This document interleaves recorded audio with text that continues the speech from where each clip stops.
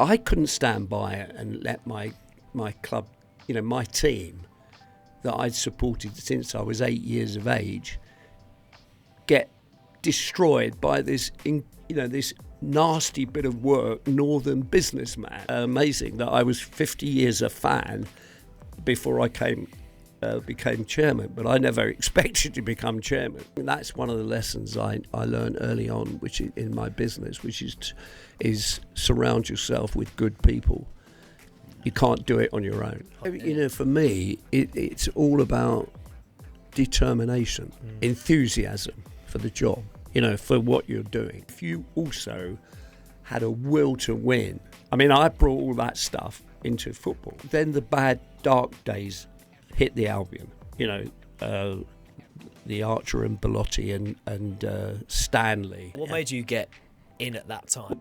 Come April 96, sadly, my dear wife Margie had died in October, the previous October, and Liam approached me again and said, it's now or never.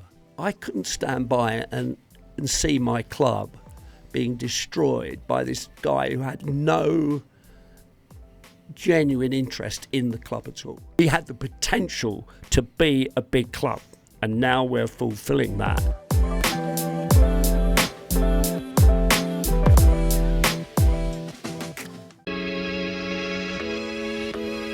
I'm on a mission to help the world to see success differently.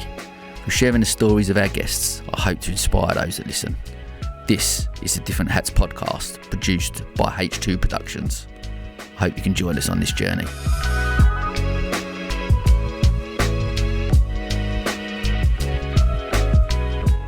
I just wanted to take a moment to talk about one of our sponsors, Nostos, an authentic experience of Greece right here in the heart of Hove.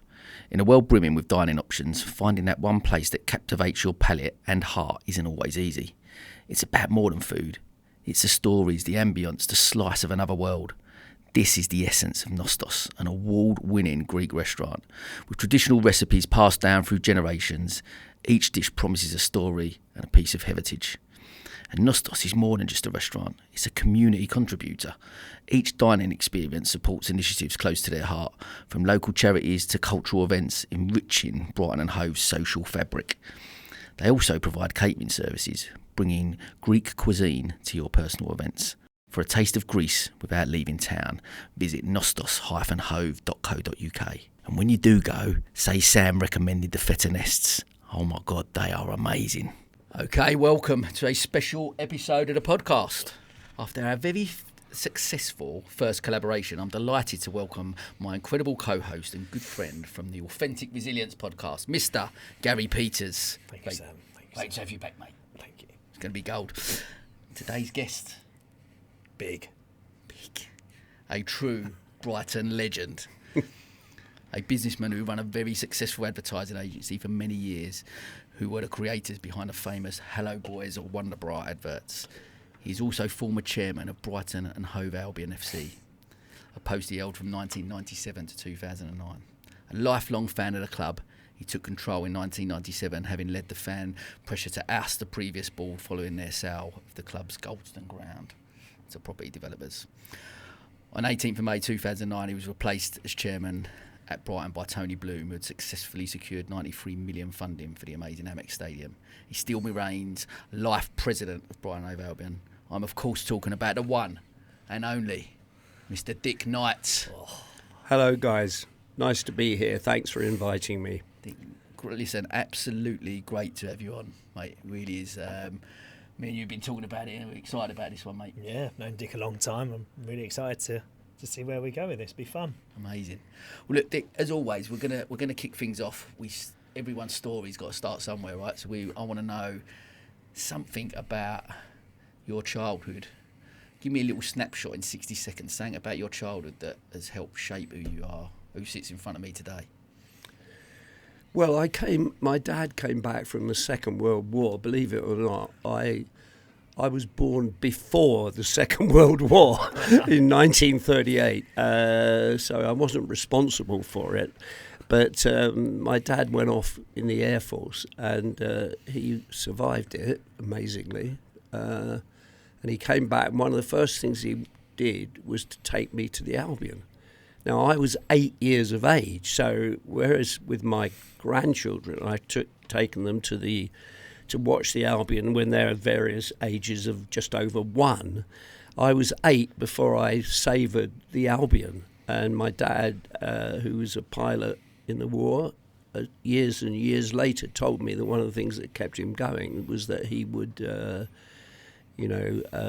one day perhaps take his young son to the Albion. He was an Albion fan, believe it or not.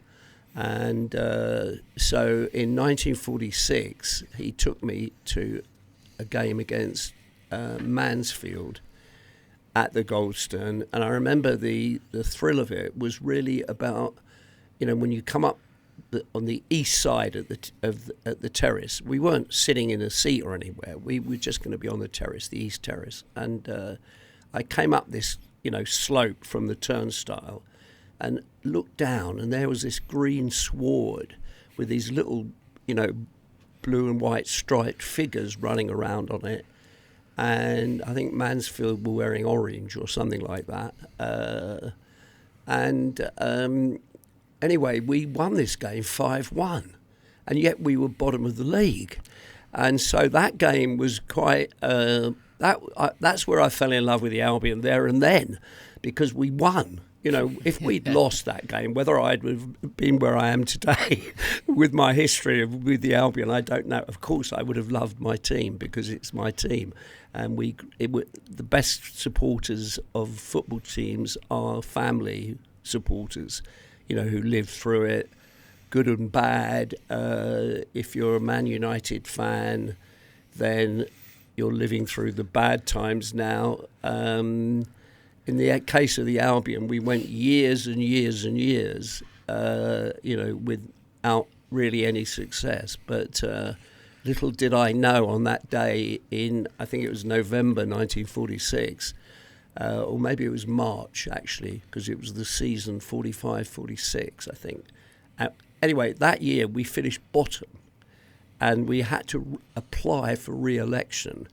Well, turkeys don't vote for Christmas, do they? In other words, the re-election process was all the clubs in the league voted to keep all the other clubs who were at the bottom in the league.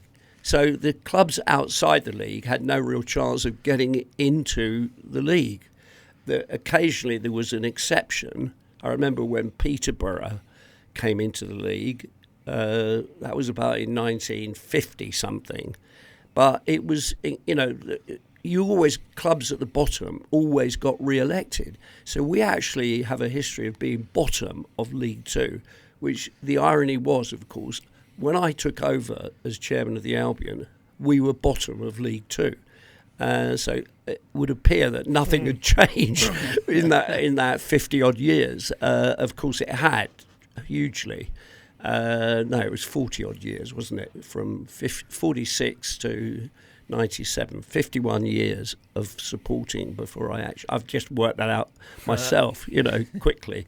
Amazing that I was 50 years a fan before I became chairman, but I never expected to become chairman, and nor did my dad expect that either. Of course, How far into your being a fan did your dad see you be a fan? Did he hang around long enough to see you become chairman? He was he used to come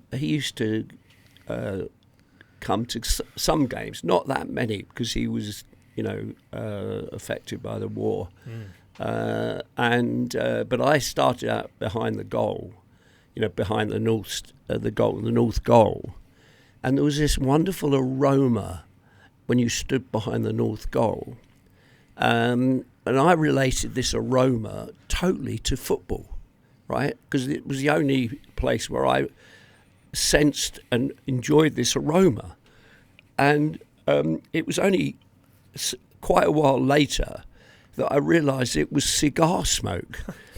Because people, it was a closed stand, the North Stand, of course, at the Goldstone. And so the fug of cigar smoke and cigarette smoke hung around in the air and enveloped you, and so there was this, and of course a lot of people smoked pipes in those days, so it was genuine tobacco smoke, and it smelled great, and I always associated this smell with football.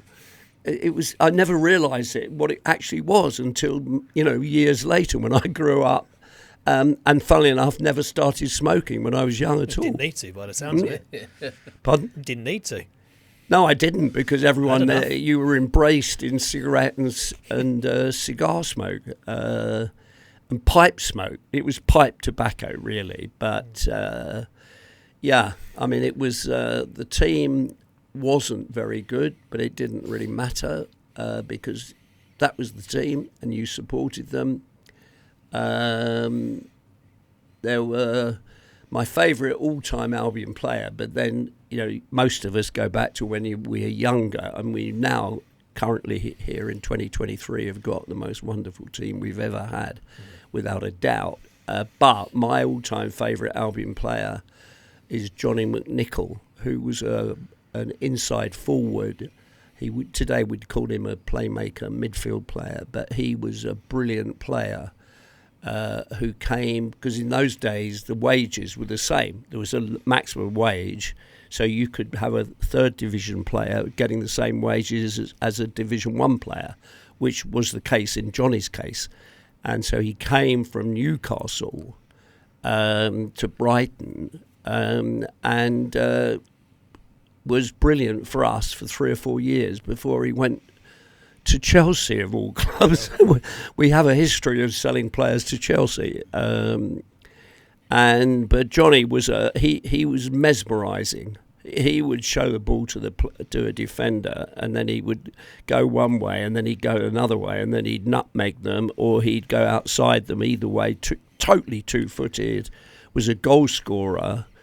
As well as a goal maker. I remember, when I got to the grammar school, Hove County Grammar School, I remember sneaking off early one afternoon from school because in those days there were no floodlights. So when the fixtures piled up, we played games in the afternoon, midweek afternoon. So there was a kick-off about 4 o'clock.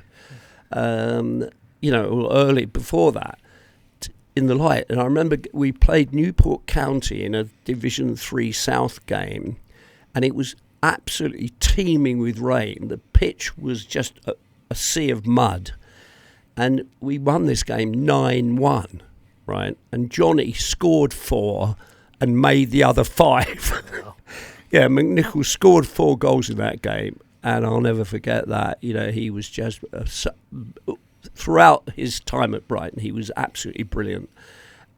He was a class player who, by accident, came to play in the third level. But he went straight to Chelsea and went in their first team straight away. And the following season, when he left Brighton, within a year or so, Chelsea won the old First Division. The only time they'd ever done it. Some of the skills you were mentioning there remind me a bit of Sam when I've seen him play. Mate, back in the day. Yeah. Still a bit in the locker. Yeah. Well, injury. Well, Sam, did you have to hang up your boots? Unfortunately, mate. Yeah, I'm still waiting for my operation. I still might get a call back. Maybe you're warming up on the touchline, so to speak. Mate, listen. I just want to touch on just a little bit, moving away just from the album slightly, and just touch on life growing up for you. What led you into going into your career in advertising and business? Just talk to me a little bit about that. What was that period like life growing up? Well, what led you into that? I went to the grammar school and I was due to go to university. I was a writer. I was good at writing. I was good at English. I was quite good at mathematics as well, but my specialty was writing. And I finished up backpacking on the continent for a year or so with a pal of mine, and during which time we went to the old Nou Camp Stadium in Barcelona. So the love of football was there. The Albion was sort of, meandering away in the lower reaches of the Division 3 South at the time.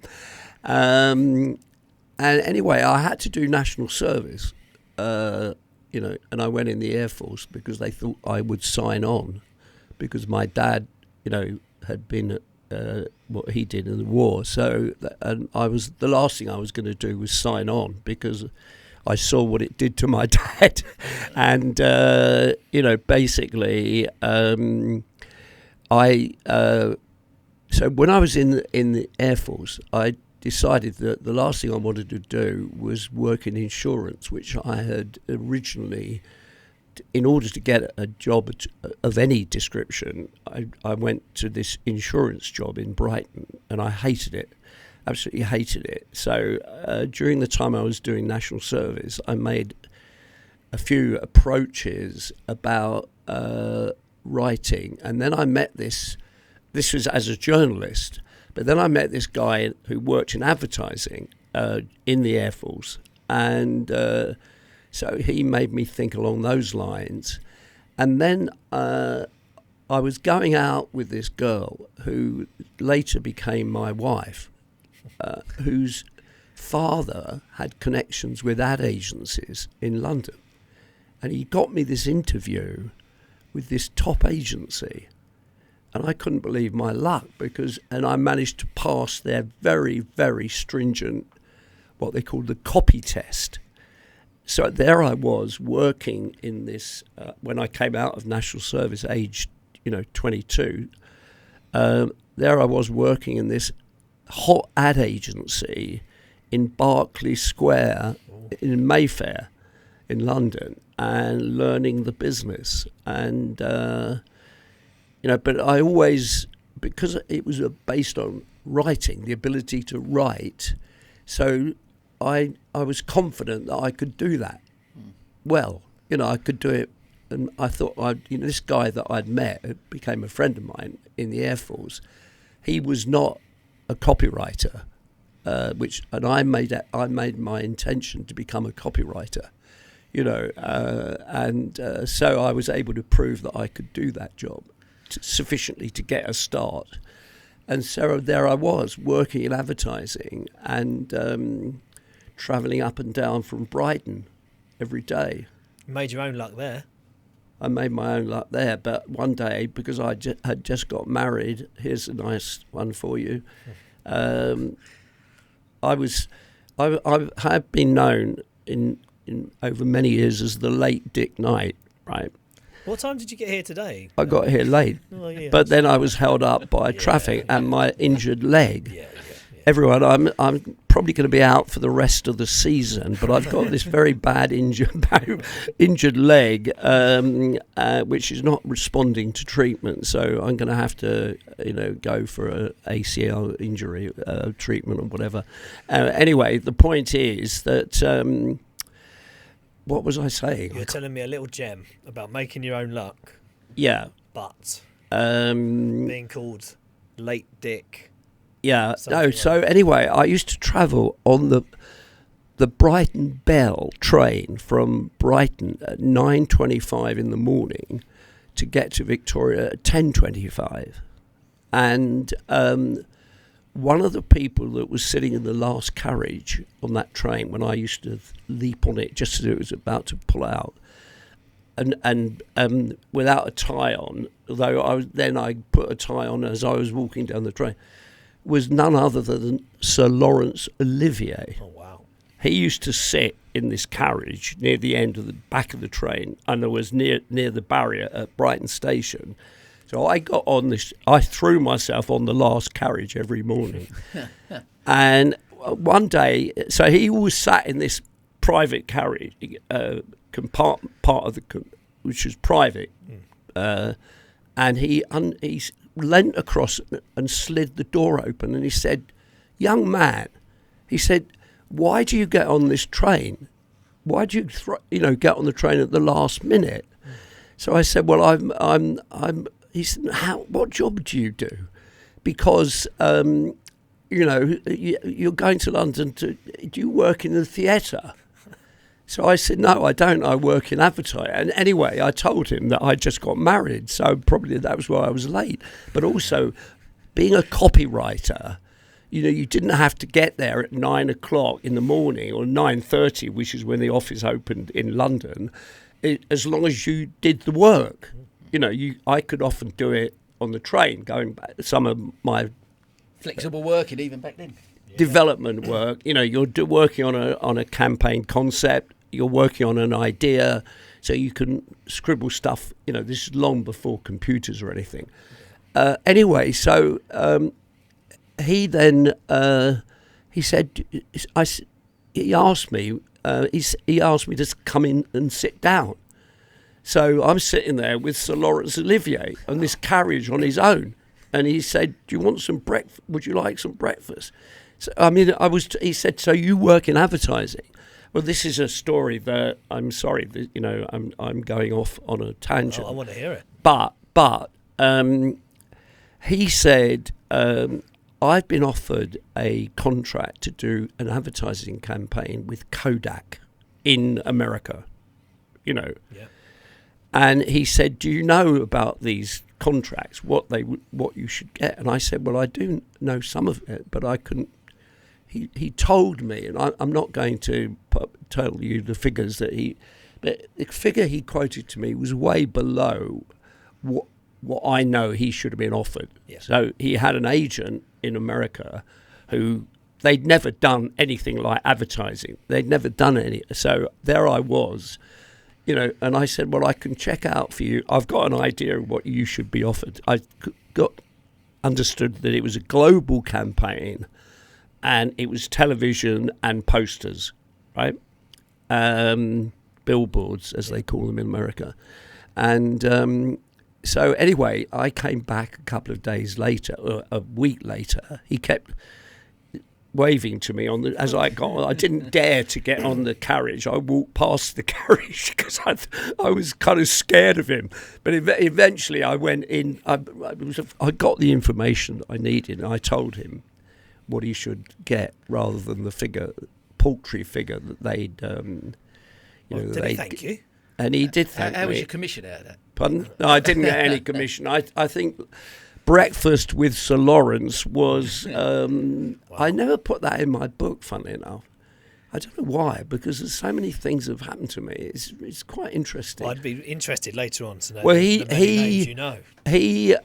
Everyone knew that he lived in Brighton.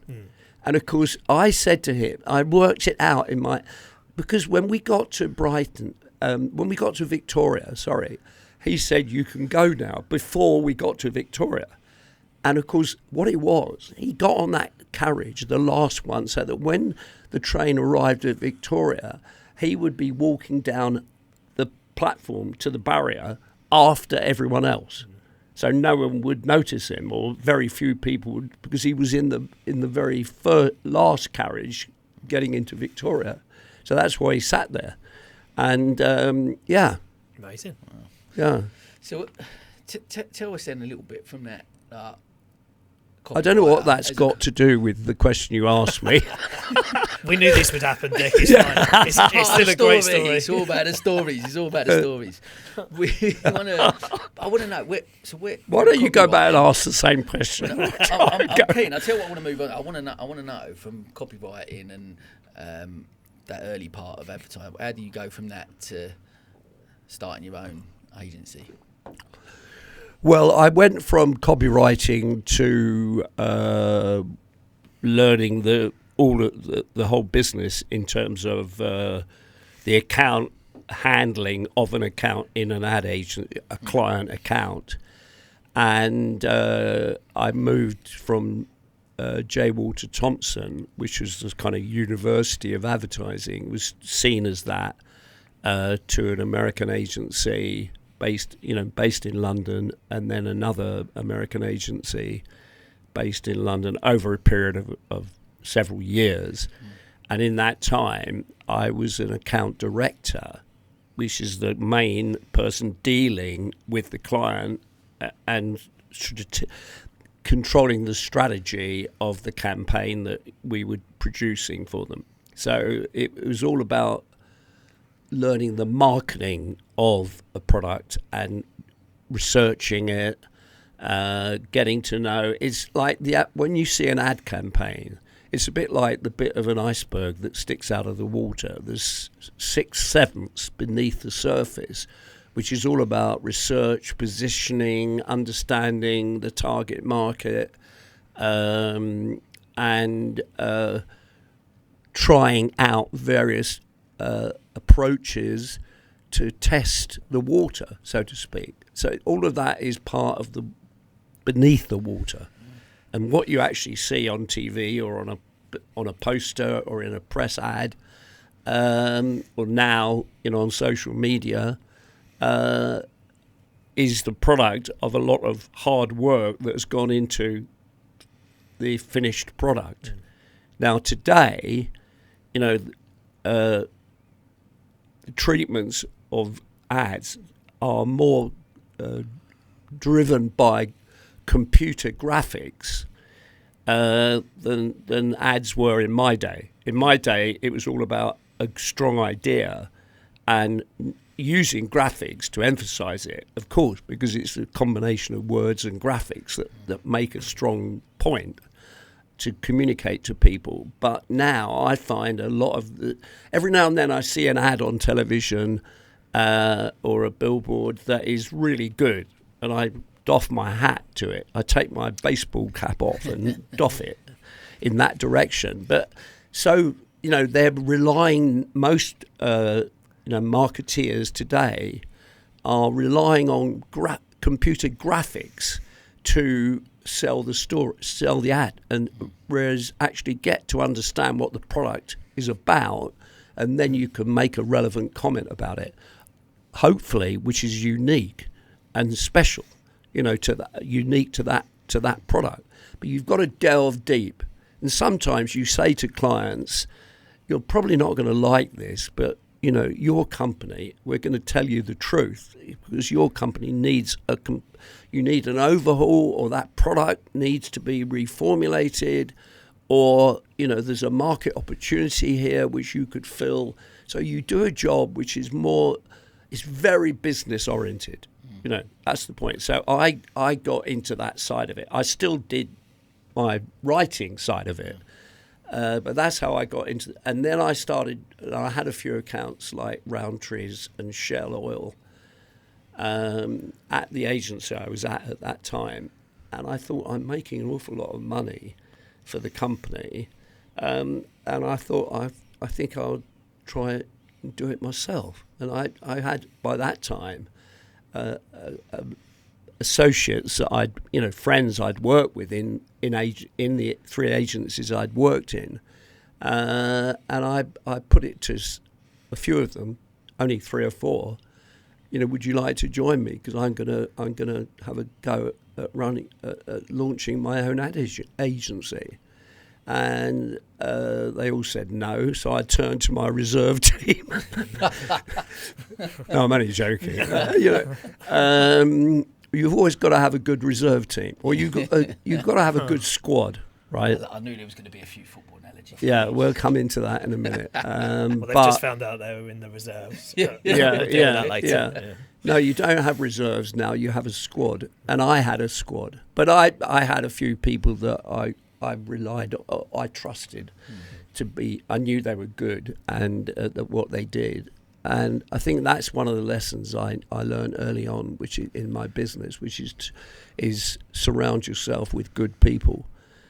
You can't do it on your own. 100%. And really put them to the test. I mean, you do not want sycophants telling you what they think you want to hear. You want people who challenge you and who bring something to the game. You don't want people who are just yes men or yes women. I had a lot of women working in my company, in my ad agency, because, no disrespects to 23-year-old male graduates, but they are nowhere near as mature in worldly things as a 23-year-old female graduate who's got all that experience of being a woman, inherent experience, not that she's lived it necessarily, but women are so much more intelligent than men in terms of worldly things. They've had to be. We're not live. You're going off. No, but so we used to get in my agency. We used to get about 60 applications from graduates every week. So the first ones that went in the waste bin were dear sir or madam. They couldn't even bother to find out the name of the person they should be writing to. But ultimately, it came down to graduates, like some of them were from Oxbridge, others weren't. But graduates, at the end, when I stood down from my agency because my first wife was ill. I love that your phone's ringing. Yeah, it is. Sorry, my phone is ringing. Carry on, Dick. So shall we stop? Mate, we're all good. This is all part of it. Yeah. Lucky I've got a good editor. So, sorry, where was I? I was telling you about. You get your applications in. You'll go through all of them. Talk to us about it. But the point was that women who are. We have a lot of psychology graduates in advertising because they understand the way people think and behave, and and that's part of the researching the market, to find out more about it. And women were just better at the overall job than men. So we had about over 60% of our staff were women in the London office where I started the company. Later, we grew, around the world, but initially it was in London. That handful of people that you picked initially, like you said, like global, like 4,000 staff or something. Well, yeah, but that was over a period of 20 years. Yeah. But the key thing is to. If I was looking for people who wrote in to our company, it was I was looking for a personality as well as academic achievements. They weren't all just young graduates or anything. They weren't all young people. I remember one of the best people I ever hired was a 31-year-old railway porter from Hull who worked at Hull Station, right? He turned out to be a really brilliant writer. And he sent this letter in to me. He got my name right as the chairman of this ad agency called Holmes Knight Ritchie. And he sent this letter in and he sent some examples of his writing. And I thought it was brilliant. So I said, can you get a free ride down on one of your trains? Come down to London and I'll have a chat with you to see, whether I can find a spot for you in the company. And I did. And that guy recently retired from an ad agency in Chicago, where he's been creative director for the last 15 years. Amazing. Wow. Yeah, he retired, but he was 31 when I took him on, near the end of my time in my agency. So that's still such a, now even, and you'll know this is all even recruitment and people in that area, that how many things you look on a CV now and how many employers you talk to that actually it's down to people buying from people, right? Yeah. It's great to have I'm not saying anything bad about education, it's good to get qualifications, etc. But even you go back to them days as well, you're still looking at people and buying it based on their personality and them as a person. Well, and the effort they put in. Yeah. Like the guy put the effort in. For me, it's all about determination, enthusiasm for the job, for what you're doing. If you have that, then you're halfway there. You've got to be talented at the level we were operating at. You had to be good. But if you also had a will to win, I brought all that stuff into football. I was going to say there's a direct link. Yeah, there, isn't there? it was clear to me that you have goalkeepers and you have centre forwards, and in an ad agency, you have writers, you have visualizers, you have researchers, you have psychologists, you have production people, all different aspects of producing an ad campaign, which is the same as producing a newspaper or whatever, so all those skills come into it. But the essence of people who were determined, who had an enthusiasm, I loved that. They really committed themselves. I mean, advertising is not a 9-to-5 job. You don't pack up at 5. If you do, there's something wrong with you, in a sense, because you should be enjoying your job so much that you've got more work to do. I mean, I'm not exploiting staff in that way, but people used to enjoy coming to work in my ad agency, and one of the finest, if you like, achievements that I felt when I took over at the Albion was there was this despair in the club when I took it over, amongst the staff, that the few staff that had stayed on despite Belotti and Archer, but there was a despair in their voice. They had nothing to drive them on. And I remember Derek Allen, our club secretary, company secretary, club secretary, who knew everything about the football regulations, saying to me, Derek had a reputation of being very knowledgeable, but also gruff. He got on with things. But I remember coming to him about 3 years after he came back to the club, as I brought him back. He said, "I really enjoy coming to work now, Mr. Chairman." It was like a revelation to him. And I said, "Well, Derek, that's great. I'm really pleased that you're now enjoying it." Because I'll tell you a story, again, which goes back to Derek and the Albion. Because when I was in the business of trying to get rid of Archer, get his sticky hands off the club, I went through a period of weeks, months, where he would agree something. I never had any negotiations with Belotti. He was never involved in any of it because Archer obviously didn't.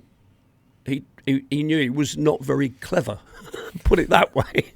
So it was all between me and Archer, but every now and then there was a meeting that was arranged so that we could go through, do the due diligence on the club's books. Okay, so there was this meeting arranged where Belotti and Derek Allen, because he was, he had a lot of influence or a lot of relevance into the financial side of the club. Derek, he had a lot of papers and so on involved in it.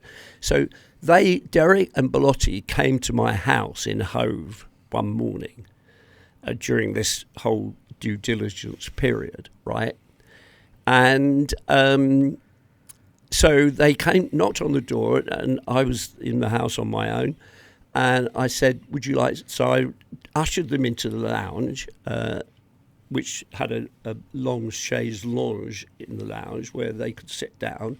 So I ushered them to sit there, and I said, that I went to the kitchen to make coffee. So when I came back into the lounge with my tray of coffee, there was Belotti. Archer wasn't in the meeting. Belotti was sitting, at the end of one end of this chaise lounge, which held about 8 people could sit on this, right? And there was Belotti sitting there with a grim-looking face, miserable-looking so-and-so, and obviously not looking forward to this meeting he was going to have with me. He was going to be as difficult as possible, because that's what his boss told him to be. And meanwhile, I'm looking where Derek Allen is at the other end of the chaise lounge, and the curvature on the arms of a chaise lounge, it goes outwards. The arm of the chaise lounge. Derek was bent over this chaise longue away from Bellotti. Why? As far away from Bellotti as he could get. And because he obviously hated Bellotti, and it was brilliant. Can you? There was Derek leaning over the chaise longue like that, and there was about 8 people, 8 spaces between them. So I always loved Derek for that. It was like a little while after that, Derek resigned from the club, and I said to him, "If and when I do win this battle, which I will do, I'm certain of that, you're coming back." Because he was a teacher originally, and he went back to teaching for a while. But immediately I got, I did eventually get rid of Arch. Well, not get rid of, but take control. Then I got Derek back, and as I say, the outcome of that was him enjoying working again. Okay, I'm just going to say something about one of our sponsors, Riverval. The world of cars, vans and minibuses is often a pain point for many of us. The hassle of finding the right vehicle, let alone looking after it, are all more things to add to our lists as busy people. Riverval's mission is to make motoring manageable, and that's why they provide leasing, purchasing, servicing and vehicle management. So whether you have one family car or a fleet of vans for your business, Riverval are your trusted vehicle supplier. Visit www.riverval.co.uk. Okay, let's jump back to the podcast. I enjoyed that story. Can you, for those who don't know the story, just bridge the gap between your ad agency and taking over at Brighton and Hove Albion? Because that's quite a jump. And was it a dream? A dream. Your dad taking you to the Golston when you were 8, and there you are, potential to be the chairman.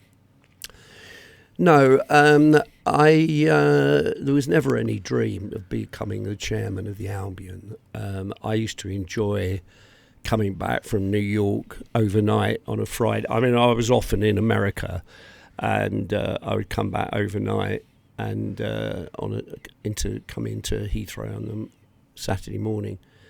My house was near the Golston ground, and so I would, get down, have a shower, and then go over to the Golston ground to watch the team, and often meet up with my colleague Bob Pinnock, who he was the financial director of my agency, and a big Albion fan, came from Brighton as I did, Brighton and Hove, and in fact we were at school together.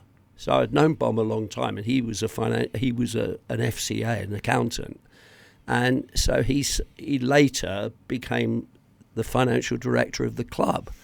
But I would often meet up with him on the East Terrace, and I hadn't seen him for a few days. I'd been in New York or LA, and I would update him on what I'd been doing, and he would say, well, that happened in the agency and so on, because, But so I had these, I never lost my connection with the Albion.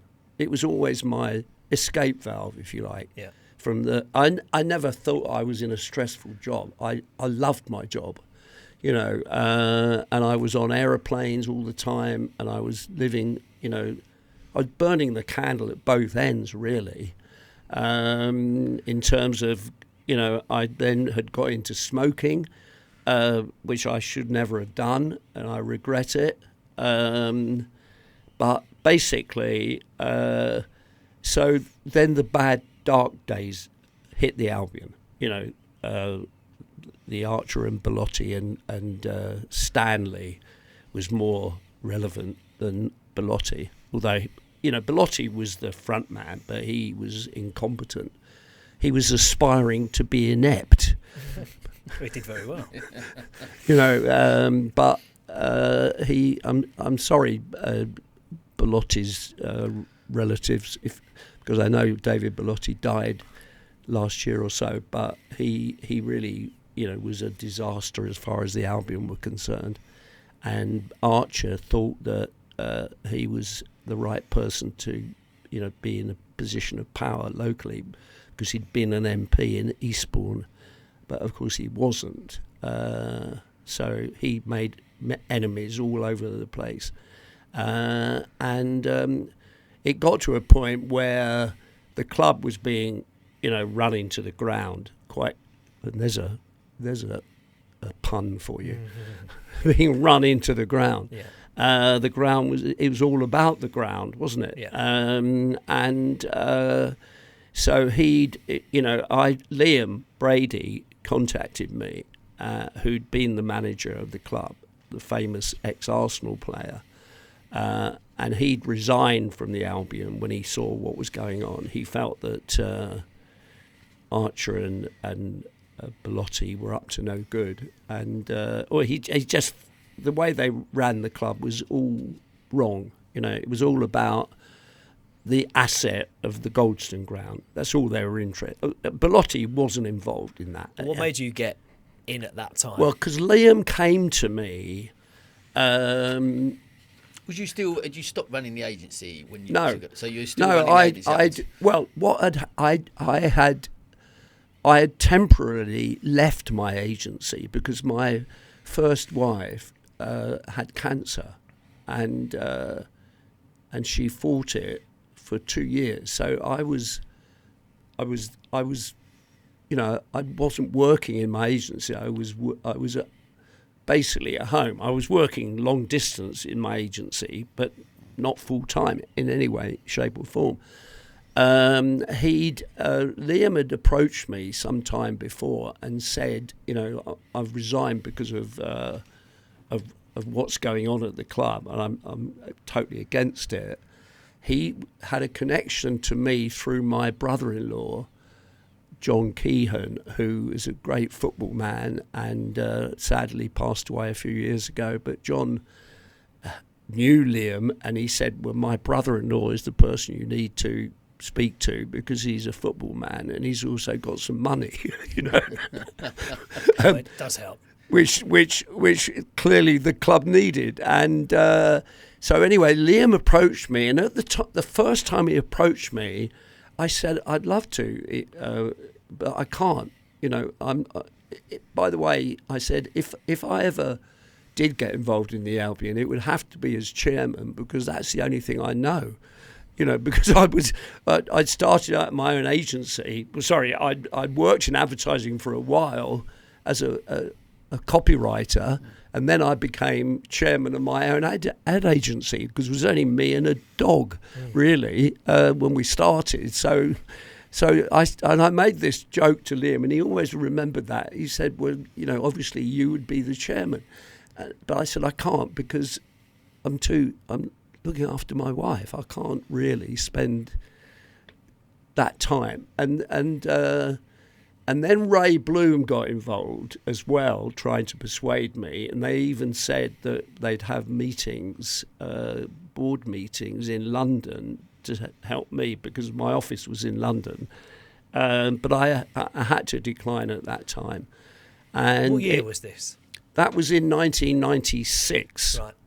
So, no, sorry, it was 1995. Right. And then,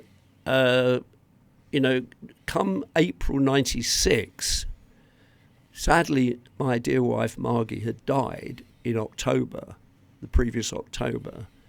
And Liam approached me again and said, it's now or never, basically. It was just before the York game, the famous game, where the Sunday press had a field day saying these Brighton hooligans, had invaded the pitch and stopped the game. The game had to be abandoned. But of course, they weren't hooligans. They were fans completely exasperated by the inability of the Football League and the FA to sort Archer out. And it was only, ultimately the very good help that the club got from David Davies, who was then the communications director of the FA, who took an interest and saw what was going on at Brighton and said to his boss, Graham Kelly, who wasn't in the slightest bit interested. Graham Kelly was the chief executive of the FA. Yeah. What is going on at Brighton is, could be happening at lots of other clubs. David had the vision to see that, and he worked with me, and we came up with the idea of mediation in this battle to get rid of Archer. And the FA paid for it. David made sure the FA paid for it. But it was, I couldn't stand by and see my club being destroyed by this guy who had no genuine interest in the club at all. He had no, he never went to games. He put this, this puppet, who was a pretty thick puppet, in his place, and they stumbled through, and he was only interested in selling the ground and making a huge profit on the ground. That's all that Archer was interested in, and I was determined to make sure that he couldn't profit in that way, and that he wouldn't destroy our football club in the process, which is what he would have done without any doubt, because he couldn't care less about the club. The story of that we could talk about for hours, couldn't we? Because it's an incredible story. What's your proudest moment of that part of your journey? Was that the proudest moment? Yeah. I think the proudest moment was when I got I gave Archer and Belotti. I gave Archer a cheque for 56 quid, and I gave Stanley, Greg Stanley, a cheque for 44 quid, because they controlled the club by that 56% and 44% in a £100 company that they'd set up, which controlled Brighton Hove Albion, right? So I delighted in giving them these cheques, writing cheque, pay Greg Stanley £44, pay Bill Archer £56, because it was waving goodbye to them in the sense that I bought them out. Guess what? Greg Stanley cashed the cheque, which was a ridiculous thing to do. At least Archer never cashed the cheque, because he knew that it would be a huge embarrassment to him if he did that. But it was a symbolic point where I still had to put up with him, because he had a minority interest still in the club, but I made sure that at the right time, about 2 years later, I got rid of him completely, but made sure that the money he got at that time was never more than they'd originally put in. Because during the period that they were in charge, that Archer and Greg Stanley were in charge, they brought in this scheme whereby the money that Stanley put into the club, there was no money from Archer. It was all loans, and it was all subject to interest. So he'd originally put in £800,000. By the time I got involved to try and get rid of them, it had gone up to £1.4 million in interest. Oh, right. So I swore to myself that they were never going to get 1.4 million. They would only ever get, at the most, less than what they put in the first place, right?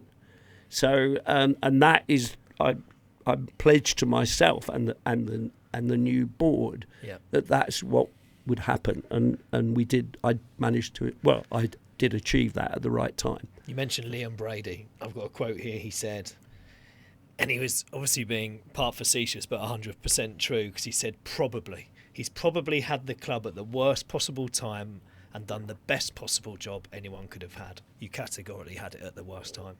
To keep the club alive in the circumstances is remarkable, which he told you, and he's told many people many times ever since, that it's the most remarkable thing that he's ever seen, what you did with Brighton and Hove Albion. Liam said that. I've never heard that before. Yeah. Well, Liam is a good guy. The irony of it was that he was the one who got me involved. I was already involved as a fan, obviously, but I never expected to become the chairman of the club. And the irony of that, Liam persuaded me eventually to get involved. And it was, I got on really well with Liam. You know, he liked the fact that I was a football man. I did know what I was talking about, because Liam's not the type to suffer fools gladly. He's a very bright guy, Liam. And, I mean, one of the things the Italians loved about him when he went to play for Juve was that he learnt the language. And none of the other English players who went to Italy learnt the language. But Liam and his wife, Sarah, and his 2 kids, they all learnt the language. And the Italians loved that. You know, I remember going with Liam with Bettiger, Ramon Bettiger, I think his name, who Liam roomed with when he played for Juventus as well, and he was the Italian centre half. And Bettiger, they used to come and watch Arsenal play when, you know, in the midweek. Bettiger was there, and he spoke reasonable English. And I don't speak very good Italian, but we managed to have this brilliant dinner one evening after an Arsenal midweek European game. And Roberto Bettiger said to me, he said, "We love Liam in Italy because he learned our language." You know, and you could see the affection that they had for him. Well, he wasn't a bad player either. Well, but here's an exclusive story for you, right? Liam told me, I hope he doesn't mind, he may even have this in his book, but he said to me, he'd been there 2 years, and Agnelli, who was the owner of Juventus and Fiat, you know, which is a Fiat company, called him in at the end of the season, and he said, "Liam, you've enjoyed yourself here?" "Yes, Mr. Chairman," or Mr. El Presidente. He said, "You'll like it even more in Genoa." So Liam goes, "Pardon?" You know, basically he said that we're going to sell you to Sampdoria, which is another top team in Serie A. And he said, so Liam said, "I don't want to go. I'm happy. The children are settled in school, and we love the language. You know, we've learned that." Liam was like, he said, "I've got you twice as much money, a huge salary increase." He said, "Because I've got to let you go, Liam, because I'm bringing in another player in your position." So Liam, as you said, Liam was a wonderful player. And he said, "Well, who are you bringing in, Mr. Chairman?" And he said, "I'm bringing in this Frenchman called Michel Platini." You know, average. Yeah. So I mean, I hope Liam doesn't mind me saying that story, and it could well be in his book. But these stories you couldn't. It was like the guy had arranged everything. He said, "We've got you a lovely house in north of Genoa," or, you know, and it was amazing.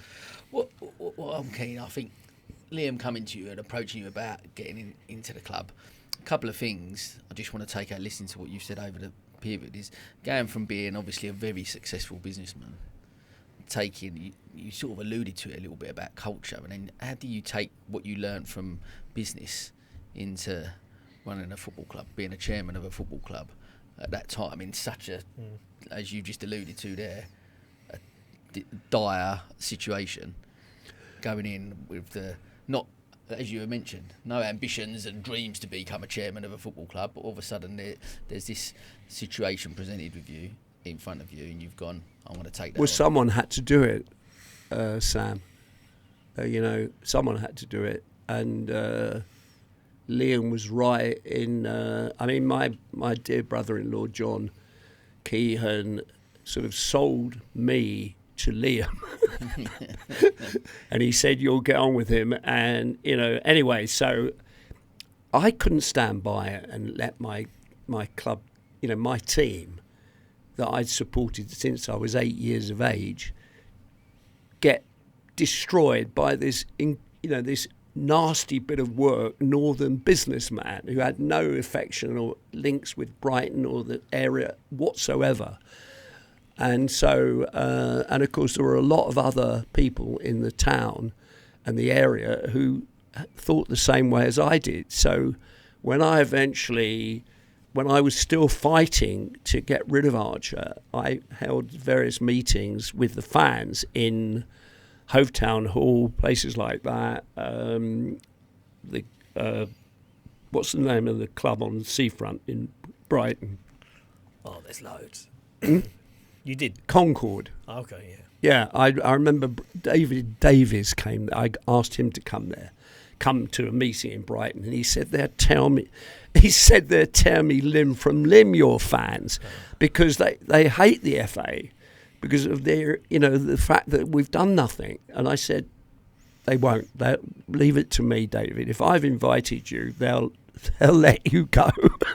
And sure enough, he came down and was honest with the fans. But I had these various meetings with the fans, telling them what I was doing, what I was trying to do, and so on and so on.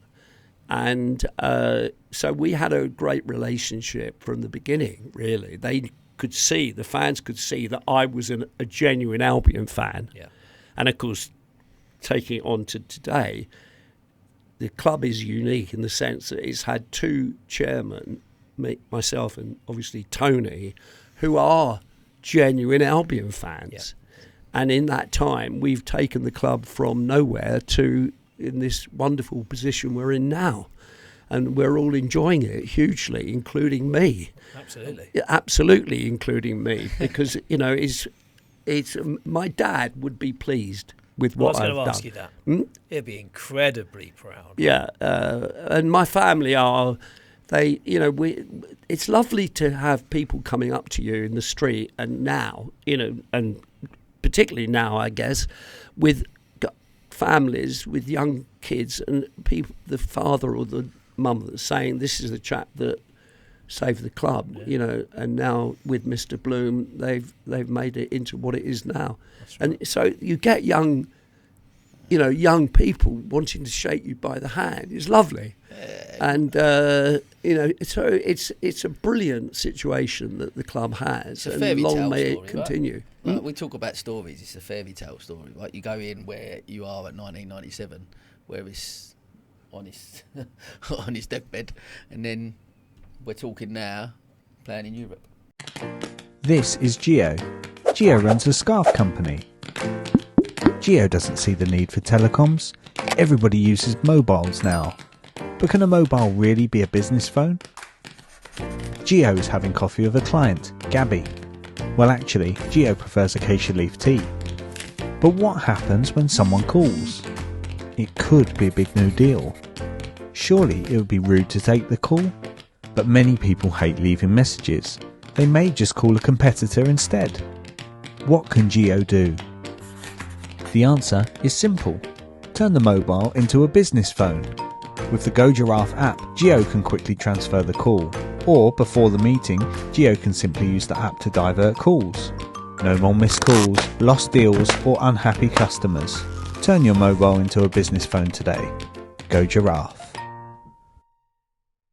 I'm from what you said, to link it back to the question you asked, the transition from company founder, chairman to chairman of a football club came naturally to you. You're already talking about teams, squads, surrounding yourself with good people, playing in the right positions. Yeah.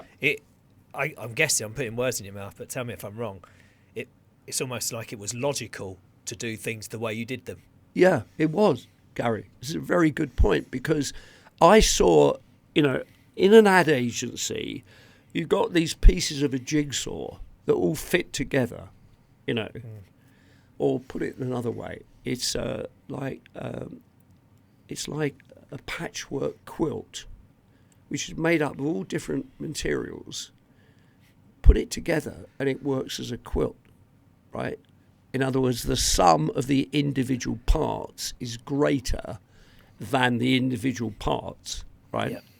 And so you have a team of people. You have a team, a goalkeeper, a centre forward.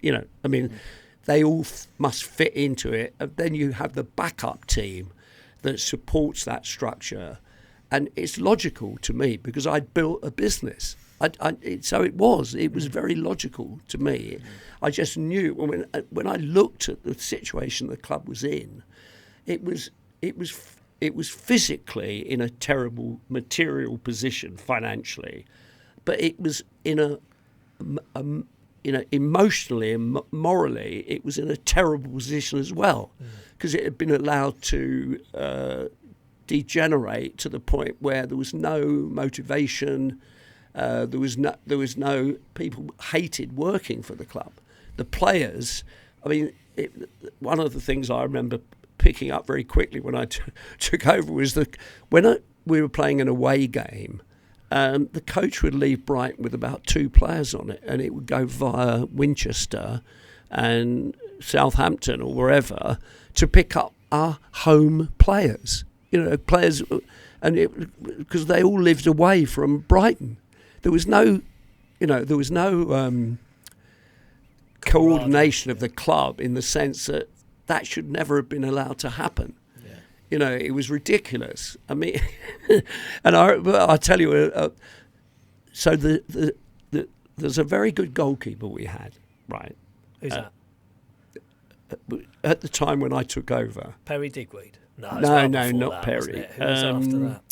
Oh gosh, I'm forgetting his name, but I shouldn't. He came from Cambridge, right? I know who it is. He was a good-looking young guy, and he was our goalkeeper, right? And he. So when I'm going through all the players' contracts and so on, I see that this guy got a travelling allowance because he lived in Cambridge. He'll know I'm talking about him, but I'm not going to mention his name, right? So, and if he ever gets to hear this, he'll chuckle, and I'm saying it in the spirit of laughter. Is that so? I'd been in charge for about a few months, and he was negotiating a new contract, right? We were offering him another contract, so I'd made it clear that I wanted people to live nearer to Brighton, right? So he comes in with this new application, which the address was still Cambridge, right? So I said to Derek, was liaising on it. Derek Allen was, and he said, "Well, I'm moving to South Cambridge, Mr. Chairman, because it's nearer to Brighton," and he thought he could get away with it. Well, of course, that was it was such a loosely run organisation. I mean, we were paying a lot of travelling. Which, sorry, you moved to Brighton, you play for Brighton, you don't play for Cambridge, and it was stuff like that you saw as being inefficient, but also a loose attitude that had allowed that to happen. And throughout the club there was this ineptitude and a laissez-faire sort of attitude that said, well, who cares? Well, talk to us then. Look, we've just alluded to all the amazing thing that has happened. What's the highest point and the lowest of running the club? Highest, let's go with that first. Like that walking out at the day at the Amex that first time. Well, yes, because the whole battle was about getting the stadium. I knew that I was absolutely certain in my mind that we would get to the Premier League if we got the stadium. It was if the stadium came first. If we got the stadium, the right size stadium, we would get to the Premier League. We would get back to the top level. We had been briefly at the top level, as Gary knows. But this was different. I had to get a stadium that did justice to the city. Whoever heard of a city, one of the first cities of the 21st century, elected by or selected by Her Majesty, to not have a state-of-the-art stadium. And it was the whole strategy was about getting the stadium. And I knew that when we got the stadium, I already got the team up to the Championship, playing at Withdean, where our average revenue, to give you an idea, Withdean was 1/6 of the average revenue of every other club when we were in the Championship. 1/6, 16%. Because all those overhead costs of keeping people, all the transport costs that we subsidised, free travel for everyone who came in from various parts, by train, bus. It was all park and ride, all of that, and stewarding around the area of Withdean that had to be paid for by the club. And it was... So we lost over 50% of our gate receipts. And the gate receipts were pretty puny anyway, because our crowd, we could only hold... The most we ever held at Withdean was 8,800 against Man City. One of the greatest, probably the greatest result we ever got at Withdean was beating them in the whatever milk cup it was called at that time. It wasn't the Carabao Cup, but it was. We beat Man City, and they were beginning to get their star players. And in fact, Robinho, I had a club cartoonist, right, who did this visual of the bike. There was this bike shed, and there was me standing there and Robinho, and he got his boots under his arm. It was a cartoon, and I'm saying to him, the dressing rooms are behind the shed over there, and that just about summed up Withdean. And they were. They were at the back of the ground. Yeah, weren't they? exactly. And there was another wonderful. That was Robinho cried off for that game, but the one that was he actually had stayed in Brazil at that time, so he never came to that. He wasn't, though he was on the bed that he'd signed for them. He wasn't actually started playing. But the one who was playing, and this is in the league, do you remember Ravanelli, who played for Middlesbrough and Derby? Well, so we were playing Derby, right, on a Saturday, and at the Withdean. And so they turned up at the Withdean at about midday, from the hotel they'd stayed in Brighton. And so they're working out, and Ravanelli says to one of the physios, when do we go to the stadium? Right? He's working out down the side of when do we go to the stadium? So the coach says to him, this is the stadium. So guess what? Ravanelli all of a sudden pulled a hamstring and he cried off from playing in that game. It was beneath him to play in that game. And so Cold Tuesday night at Withdean, Connecticut, could he? Yeah. When you think of Ravanelli, what was he missing? He missed the chance of playing at the world famous Withdean. Well, that's right. The Withdean, as Mickey Adams used to call it. Well, we all called it the Withdean in the end, but Mickey was the one who called it the Withdean rather than Withdean. I'm sitting here listening to that, knowing that through the battle to secure, well, you're 2 games away from relegation from the Football League, right? Then the whole Belotti Archer thing. Then taking it over, then having no money, then Gillingham, then the Withdean, then these players coming in and out. There's heroes that have been born out of this, isn't there? In Brighton, players and managers. Yeah. You must have 8 million trillion stories that I could listen to all day, every 100%. day. It's almost like I hope somebody grabs hold of this when they hear it and go, my word, there's so much more that we need to hear from Dick. But we just won't have time to do it today. There's a few things we need to cover, right? But that's absolute gold. But we didn't get the low. Do you want to talk about a low point? It doesn't have to be your lowest point, because that may be personal. But the lowest point is easy. It comes to mind very easily. Actually, it was in the second year that I'd taken over. We were still at Gillingham. We were playing away at Walsall in a League Cup game away early in the season. It was early in that second season that that I went there. I was on my own. I was the only director who was there. We lost the game 5-0, and it was pouring with rain, and it was the awful realisation that I had that I was going to have to change Steve Gritt. I didn't want to, but I felt that it was necessary in order to pick the team up by its bootstraps, because Steve did a brilliant job, but it needed to be refreshed in a way. It wasn't his fault, but he was part of the previous regime, and he did a great job.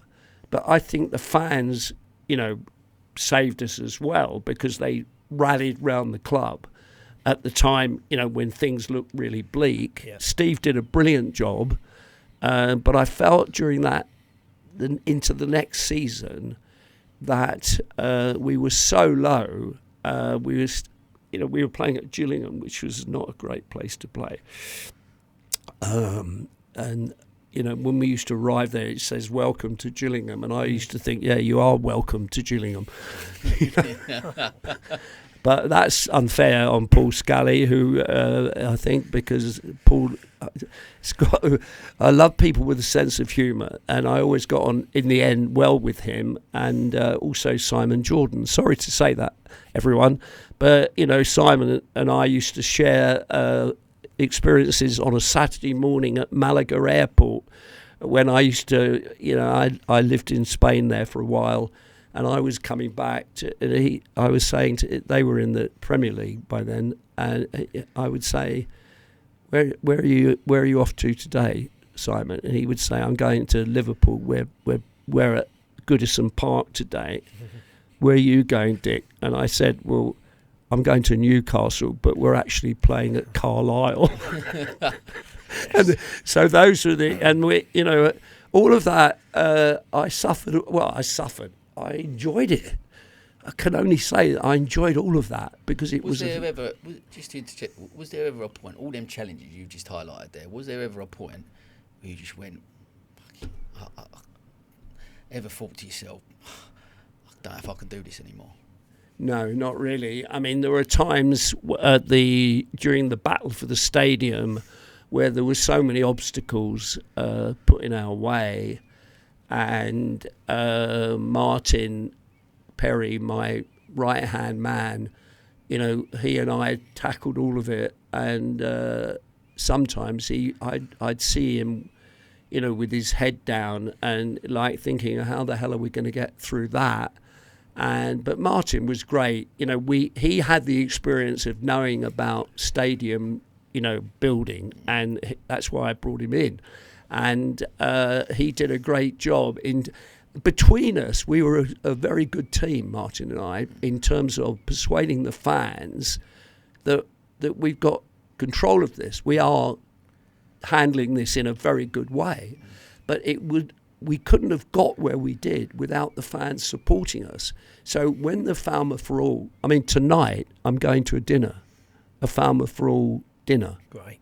Of the group who helped me and Martin get the stadium, and those fans all played an incredible part because I said to Martin, we should form this group, but you and I should not be running it. We'll be part of the team. Yep. And so Paul Samra became the chairman of that, and people like Liz Costa, John Bain, and so on, Bill Swallow, all those people, so many of them, Ed Basford, who sadly died, Roy, who died, Sarah Watts, who died, Roy Tudor died, so many of them have died, Paul Welch, another one who died. All of those people, the club owes a great debt to. Absolutely. Because we were a real team of people. And we sat in on these meetings. We led it in a sense. We guided it rather than led it. But the input of people like Paul Samra, John Bain, and so on, the people I've mentioned, and others, was incalculable. How much the effort that went in. Every football club has this resource of fans who are very intelligent and resourceful if you put them into a team and make them work together. That's the key thing, is to use the resource and not have it flying off in all directions. You've got to bring it together as a team. That's part of that's credit to you, I guess. Back to the business leadership, taking that into that and creating that environment for those people to flourish. So you create a community of people to buy into you as a leader, which you had to get that buy-in first, right? Yes, and they weren't. I used to say in my ad agency, it doesn't matter where good ideas come from. The most junior person can come up with a good idea as long as we come up with good ideas. Yeah. So I was always encouraging people to think outside the box in terms of, don't think that's the only way to approach it. I mean, I'm talking more in the advertising sense, but it was the same spirit of that Farmer for All team where, the approach to it was, we're not going to be beaten on this enterprise. We're going to win this despite everything that was thrown against us. And because good was on our side. How could anybody possibly stop a small football club having a stadium? The answer is, I knew we needed a big stadium because we deserved it. We had the potential to be a big club, and now we're fulfilling that, and hopefully we'll continue to fulfill it, but it needed the stadium. That was the key to it. And the potential of Brighton Hove Albion was now able to really be fulfilled. Well, look at it now. I was very lucky to be invited by, I think it was Steve who invited me. I did some volunteering for Albion in the community many years ago, and then was invited to be a trustee. I was a trustee for 8 years. We haven't even talked about Albion in the community.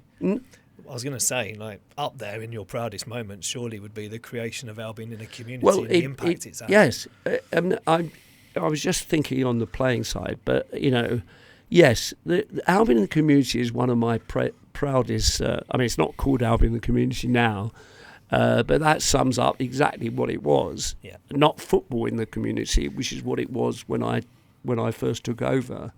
I wanted it to spread far wider, using the power of football to reach disadvantaged people in whatever way they were disadvantaged, whether they were disabled or physically affected in that way, or financially in terms of their welfare generally. We could use the power of football, to improve people's lives, and that's what you most certainly did that. You most certainly did that. You won an award or two along the way. Well, I think we won 4 a year Community Club of the Year awards. Yeah, I remember Martin saying to me that, Dick, they've said you can't win it this year because the number of, we're trying to put on this annual do at the Grosvenor House Hotel, and we can't. If we keep winning it, you won't get other clubs to take a table for 10 for £1,000 or whatever they charged. Because undoubtedly was the go-to. It's all right. The go-to charity in football by a million miles. Nobody could get near it. They raised the bar so that nobody, everybody wanted to be Albion in the community as it was then. Yeah. I remember first coming to Brighton. That was how I engaged with the club. I heard you talk about, you stood up and talk about it. And I remember engaging with the club based on Albion in the community. Yeah. I got my business involved in the football club based on Albion in the community because it was there were so many incredible initiative and charity. The power of sport. I mean, that's how I got the American Express deal. It wasn't to do with the fact we were at that time when I did the deal. Excuse me. We were a third level team. We were in League One. So I certainly wasn't trying to sell them the idea of putting your name on our shirt because I knew they'd throw me out. What, for putting Brighton and Hove jobs on it? No, you got the Wasn't that part of your negotiations? Yeah, I said it.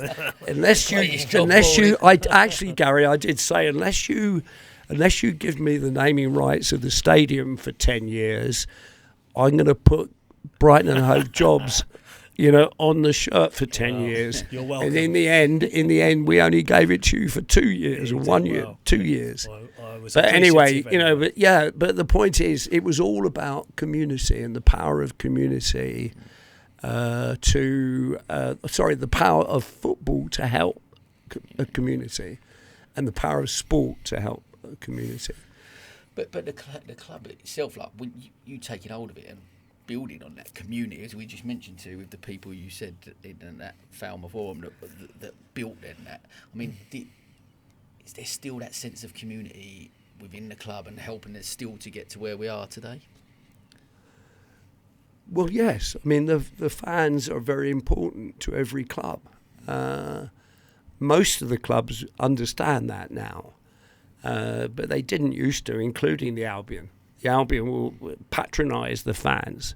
As long as people turned up on a Saturday afternoon at 3 o'clock, I mean, I'm going back to when I started, there was no services for the fans or anything. I mean, I always remember in one of those, the first public inquiry we had for the stadium, Falmouth, the QC from Lewis thought he would get me onto. He was trying to get me to agree as to why we should never have left the Goldstone ground, and I spotted what he was up to, So he said to me, Mr. Knight, he said, "Can you reminisce about the Goldstone ground? You lived through it all. It must have been a wonderful ground to play." So he was encouraging me to go on, because he was then going to say, "So why did you leave?" As if I had anything to do with it, right? So I said, I think his name was Shepherd. I said, "Mr. Shepherd, I'm sorry to, contradict you, but the Goldstone ground was, let me put it this way: the food in the kiosks in the Goldstone ground was put in there at the beginning of the season in August, and some of the sausage rolls that were on the east side kiosk were still there at the end of that season. They were moulding in there. The facilities of the ground were awful. There was no facilities whatsoever. We all turned up on a Saturday afternoon, cheered the team on. So no, we were, I wasn't involved in that. But if I had, we would have moved from the Goldstone ground to a more suitable ground in a seamless move at the end of a season. So there was no way that we should have stayed at the Goldstone ground. I disabused this guy, and he said to me afterwards, he said, "You saw where I was coming from, didn't you?" And he turned out that this guy actually was a football fan. He was a fan of Newport County. So I really got my own back when I told him that I remember seeing your team get thrashed 9-1 when I was a kid, referring back to that game. And he said, "Oh, God, no." He said, 9-1. We lost 9-1. I said, "Yeah, and you deserved it." Great stuff. Mate, we're sort of coming towards the end now. Don't know if you've got anything to add, but before obviously I generally look at trying to round up with people's how we define success. That's how we define success. So we've talked about, and we've only had a snapshot. We're going to have to get you back on for part 2, I think, Dick. But just a look at your amazing business career, right? To start with, what an incredible journey that was, and the success that you had with that. To then go on and take the football club from where it was to where it is, and all the amazing achievements you've had along your life. Where you've been, where you are, where you're going. Tell me how do you define success? I think determination. You know, you set your goal, and you've got to achieve it, and you will achieve it through determination and enthusiasm. If you don't have that, you haven't got anything to carry you through to success. You know, if you've got the willpower to the will to succeed is very strong. You know, and I come from my dad was in the war. He was damaged mentally by the war, by what he did. We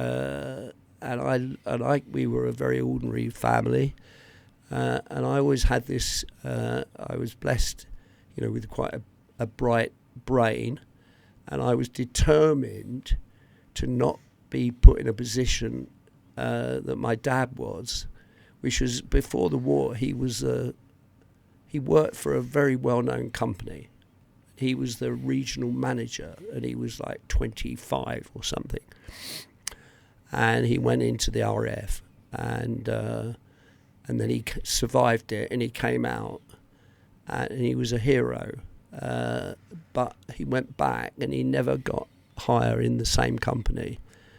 And I thought that was outrageous, that he wasn't promoted or anything, because he was damaged by the war. And I thought, that's just not fair. And, my mum was a really bright lady, and she lived in a generation where women weren't given the opportunity. And so many of them were so intelligent and bright, as I've said before, for the reasons I've mentioned earlier. But the fact is, I was determined to not fall into that pit, you know, of life not being fair to you. So I was determined to succeed. So I had this determination, you know, and that's a strong. It's a strong force to help you. You've got to have other qualities as well, clearly. But I think that's, and I'll come back to, you know, just finishing on an Albion story, if you like. I remember one year when I think it was 2003 or something. We had a fantastic youth team. You know, we got to the sixth round, or the I think it was the sixth round of the FA Youth Cup, and we played away at Newcastle, right, and at St James's Park, and this game we drew 0-0, and we lost it on penalties, having been 3-1 up in the penalty shootout. We managed to lose it because their goalkeeper was the man of the match. Anyway, after the game, Peter Beardsley came up to me, who was the coach of Newcastle, and he said, "Can I go into, you know, can I go and say how well I thought your lads did? Can I go and talk to them?" And I said, yes. He said, "But you better." I said, "I better come with you in case you want to tap up any of our players." And he said, "No, I wouldn't do that, Mr. Chairman." Anyway, so what happened at the end of? So we got knocked out on penalties, and Newcastle went to the final of that cup. I don't think they won it. I think they lost to Man City. But anyway, so we get to the end. We're almost at the end of the season. It's the time to decide on whether we're keeping these guys. We're giving them playing contracts, you know, pro contracts for their next stage of their career. They'd all come up through the ranks, and so we have this meeting at in the so-called Boardroom in Queen's Road, right? And it was Martin Hinchelwood, it was Martin Hinchelwood, Mark McGee and me, and I think Dean Wilkins was there as well. And we sat in the boardroom, and the players came in, and they were, you know, told what was going to happen. Yeah. And so we eventually gave one of the last people was Dean Cox, who was waiting outside, as they all were, that we gave them coffee and all that. He came in, and he obviously, because some of them had not been given contracts, but several of them had. A lot of them had, unique for that year. Yeah. And so Dean didn't know which way it was going. Anyway, we decided to give him a year's. We said, we're giving you a year's contract. Well, at this point, Dean, who was by no means the most talented player of the group that we gave contracts to, got up and, not a big guy. Yeah. He ran round the table and he hugged me. He hugged Martin Hinchwood. He hugged Mark McGee, and he said, he hugged me and he said, "Thank you, gentlemen." He said, "I'm going to prove you right. I'm determined. I'm going to prove you right. That you've made the right decision." And of course, he went on, Dean. He did. He did prove us right, because it was his determination that gave him a really good career in football. He played many more games than a lot of players who may have been on paper more talented than him, but he had this determination to succeed. Yeah. And he had a great career in football. So that, to me, those sort of incidents are always memorable, because they prove that it's lovely when it works. Lovely when it works. So much of what you've said links back to your father's story, your mother's story, that determination, growing up in Portslade, making something from nothing, creating opportunity on the train, working hard, working smart. But all of this stuff, it's in you, isn't it? And you've always wanted to do good as well. But you've got this huge passion about you that you're not going to get stopped no matter what gets in your way, are you? Norman Cook, Fatboy Slim quote here: "There wouldn't be a Brighton and Hove Albion without him." And who else would you want at that point through the journey to be at the front leading the way? Thank you so much for your time today.